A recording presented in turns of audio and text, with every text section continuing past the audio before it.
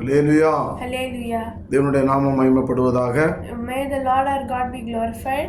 அனுதினம் மன்னா மூலமாக இன்றைய நாளில் உங்களை காண தேவன் தந்த கிருபைக்காய் தேவனுக்கு ஸ்தோத்திரம். We are very grateful to see you all in this Anudina Manna. இன்றைய நாள் தேவன் நமக்கு நல்ல கிருபையை தந்து பலனை தந்து தாங்கி வழி நடத்துவாராக. May the Lord give us strength and peace and guide us.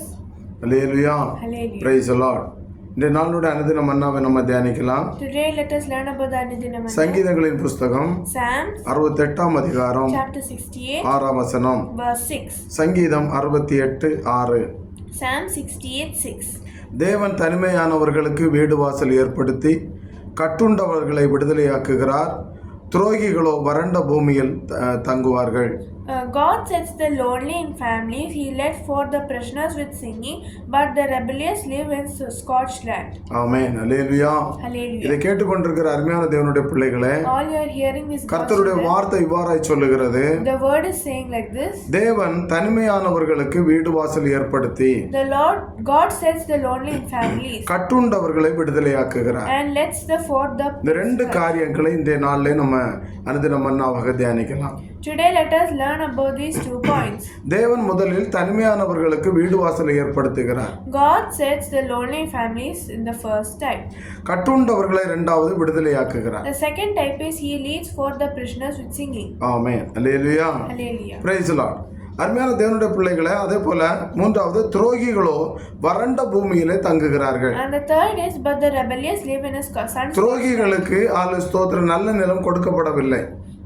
For the rebellious they don't give nice things. அவர்களுக்கு வறண்ட நிலத்தை தேவன் ஆயத்தப்படுத்தி இருக்கிறார். He has given them sun-scorched land. அவர்களுக்கு சில காரியங்கள் நல்லது போல தெரியும்.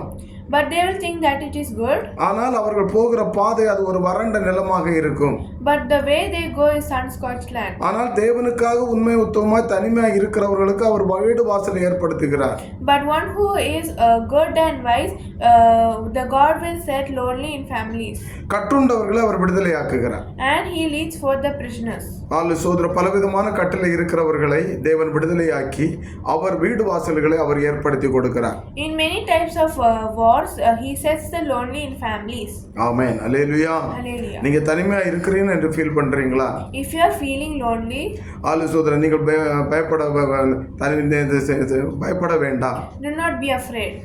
சோதரம் உங்களுக்கு வீடு வாசலை அவர் ஏற்படுத்தி தருகிறார். He will set lonely in families. உங்களை கட்டுகளில் இருந்து அவர் விடுதலையாக்குகிறார். He will set you in கடன் பாரம் என்ற கட்டு, from the debt, பலவிதமான சோதனையின் கட்டுகள், from the sorrow cut, எல்லா விதமான கட்டுகளையும் தேவன் மாற்றி போடுகிறார். every type of prison he will. ஆமென். இந்த நாளில் நம்ம அதை விசுவாசத்தோடு பெற்று ஜெபித்தோம் என்றால் நிச்சயமாகவே தேவன் எல்லாவற்றையும் மாற்றி போடுகிறார். Today when we sincerely pray, we will get it. ஆமென். ஜெபிப்போம். கண்களை மூடி. Let us close our eyes and pray. ஹalleluya. ஸ்தோத்திரம். Our heavenly Father, we thank you for this wonderful day. We thank you for Hallelujah. this who joined us.